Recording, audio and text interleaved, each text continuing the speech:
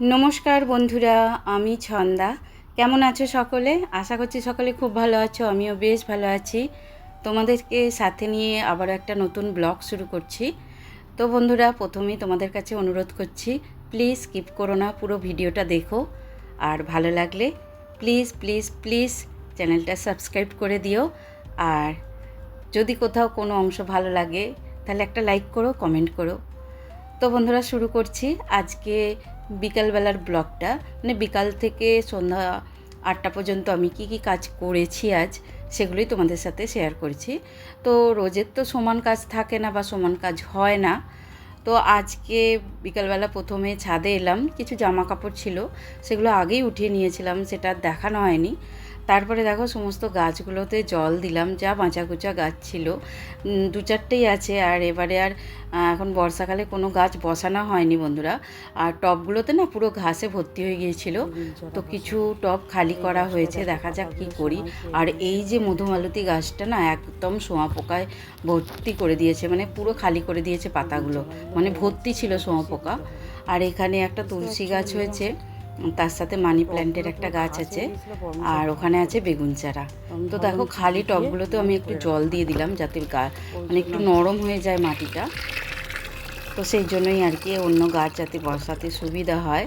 আর যে কটা গাছ আছে বন্ধুরা, সে কটাতে ফুল হয়, তো পুজো হয়ে যায় আমাদের। আর এখানে দেখো একটা টায়ার আছে, ওই টায়ারের মধ্যে আমি না কিছু করলা দানা পুঁতে দিয়েছিলাম। দেখলাম বেশ ভালোই গাছগুলো হয়েছে। রোজ দেখতাম হয়নি।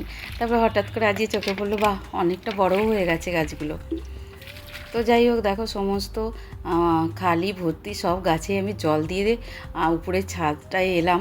তখন সূর্য অস্ত যে আবার পথে, কিছুক্ষণ পরেই একদম সন্ধ্যা নেমে যাবে। আর এই দৃশ্যটা দেখতে কিন্তু খুবই ভালো লাগে, বিশেষ করে বিকালের দিকে ফাঁকা মাঠের দিকে গেলে আরও সুন্দর লাগে। একদম সূর্যটা গোলভাবে লাল হয়ে যেভাবে অস্তটা যায়, দেখতে খুব ভালো লাগে। সূর্য উদয় আর সূর্য অস্ত দেখতে কিন্তু সত্যি খুব ভালো লাগে। তো যাই হোক, সন্ধ্যা হয়ে গেছে, যদিও এখনও পুরোপুরি অন্ধকার হয়নি, তবু আমি জামা কাপড় চেঞ্জ করে চলে এসেছি ঠাকুরের কাছে প্রদীপ দেব বলে, সন্ধেবাতি দেব। তো আমাদের তো তুলসী পরানো থাকে, চন্দন পরানো থাকে, তো সেগুলোকে আগে উঠিয়ে নিয়ে তারপর গঙ্গা জল দিয়ে ভালো করে সমস্ত ঠাকুরকে পরিষ্কার করে মুছে নিই একটা রুমাল দিয়ে। তারপর ঠাকুরের স্থানটাও পরিষ্কার করে নিই, তারপরে সন্ধ্যা দিই, সেবা দিতে হয়। তো সন্ধ্যার দিকে একটু জল বাতাসা দিয়েই সেবাটা দেওয়া হয়। তো কখনো কখনো কিছু ভাজা আনা হয়, চিড়ে ভাজা বা অন্যান্য ভাজা, তো সেগুলো কিছুই এখন ছিল না বলে জল বাতাসা দিয়েই সেবা দিয়ে দিলাম। আর সুন্দর করে যেমন আরতি করি, আমি আমার মতো করে যেমন পারি সন্ধ্যা প্রদীপটা দিই, পুজোটা করি আমার মতো করেই। আমি যখন যেমন মন্ত্র বলতে ইচ্ছা করে, নাম নিতে ইচ্ছা করে ঠাকুরের, সেভাবেই ঠাকুরের পুজোটা করি। একমাত্র ঠাকুরের কাছেই জানো তো বন্ধুরা, যে নিজের মতো করে তাকে পুজো করা যায়, তার সাথে সময় কাটানো যায়, যা কিছু তার কাছে বলা যায়, সে কিন্তু সমস্তটাই আমাদের কথা শোনে। এটা বিশ্বাস রাখতে হবে, এই যা। আর মানুষের বানানো নিয়মগুলো মানুষই বিচার করে, ভগবান কোনো দিন কিন্তু বিচার করতে আসে না, আমাকে এইভাবে কেন পুজো করলি, ওইভাবে কেন পুজো করলি না, এইটা কেন দিলি, ওইটা কেন দিলি না। কোনো দিনই সে কোনো দিন কোনো কৈফিয়ত চাইতেও আসবে না, সবটাই নিজের ব্যক্তিগত ব্যাপার। তো আমি লোক দেখানো ব্যাপারটা আবার বেশি পছন্দ করি না, তাই আমি আমার মতো করেই পুজো করি। তো যাই হোক, ওখানে পুজো করে ধূপ ধুনো দিয়ে, আর ধুনো দিতে আমার খুব ভালো লাগে। আর একটা যে সুগন্ধ বেরোয় না, পুরো বাতাবরণটা চেঞ্জ হয়ে যায়, একটা পজিটিভ এনার্জি আসে। তো যাই হোক, তারপরে দেখলাম জল শেষ হয়ে গেছে। তবে এর টাইমিংটা কিন্তু সন্ধ্যাবেলায় থাকে না, কখনো দুপুরে, কখনো রাত্রে, কখনো সকালে, যখন যেমন জল শেষ হয়ে যায় তখনই তেমন জল ভরে নিই। তারপর দেখো এখানে 1 কাপ রচা করে নিচ্ছি। আর এই ডিউটিটা কিন্তু প্রতিদিনের একদম পার্মানেন্ট ডিউটি। এটা আমার শাশুড়ি মায়ের জন্য 1 কাপ রচা, আগে দুধ চা খেতেন, এখন রচা খান। তো ওই রচা একটু শুকনো মুড়ি আর ঝুড়ি ভাজা তো রেডি করে সেটাই দিয়ে আসছি শাশুড়ি মাকে। তারপরে এসে কিছু বাসন জমা হয়েছিল, এটাও থাকে কিন্তু সন্ধ্যাবেলা প্রায়ই চায়ের বাসন থাকে, ছেলেরা টিফিন নিয়ে যায়, সেই টিফিনটা থাকে, টুকিটাকি আরও বাসনপত্র থাকে। তো সেগুলো একটু মেজে ধুয়ে আবারও হাত ধুয়ে পরিষ্কার হয়ে একটু গঙ্গা জল মাথায় নিয়ে, তবে সঙ্গরি কিছু সেরকম ছিল না, সঙ্গরি বাসন তো দুপুরেই উঠে নিই, তাই জন্যই আর কি, নাহলে সঙ্গরি বাসন থাকলে মাঝি না, যেহেতু ঠাকুরকে শয়ন দিতে হয়। তো যাই হোক, আবারও ঠাকুরের কাছে চলে এলাম, সেবা উঠিয়ে নিয়ে এই তো দেখো মদনমোহনকে শয়ন দিয়ে দিচ্ছি।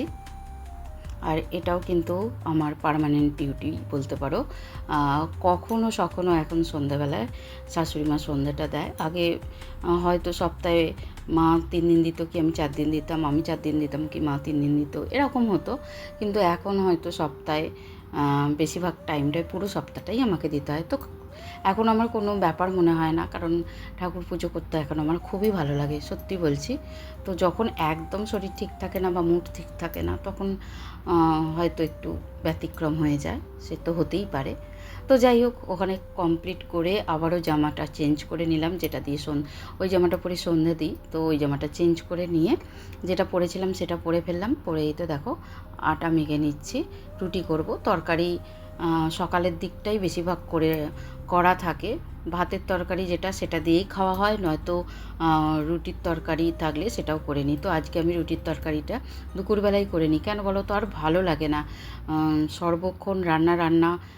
সেই সকালবেলা একরকম হয়, দুপুরবেলা একরকম হয়, আবার সন্ধ্যাবেলাও যদি করতে হয়, আর সবটাই যেহেতু আমাকে করতে হয়, সবসময় ভালো লাগে না। আর তাছাড়া বন্ধুরা, মানে আমার ছোট ছেলেকে নিয়ে একটু পড়াতে বসতে হয়, কারণ এখনও পর্যন্ত জানো তো, ওকে না নিয়ে বসলে ও কিন্তু পড়তে চায় না। তো এই হচ্ছে সন্ধ্যার কাহিনী। তো ব্লগটা এই পর্যন্তই রাখলাম, ভালো থেকো সকলে, টাটা।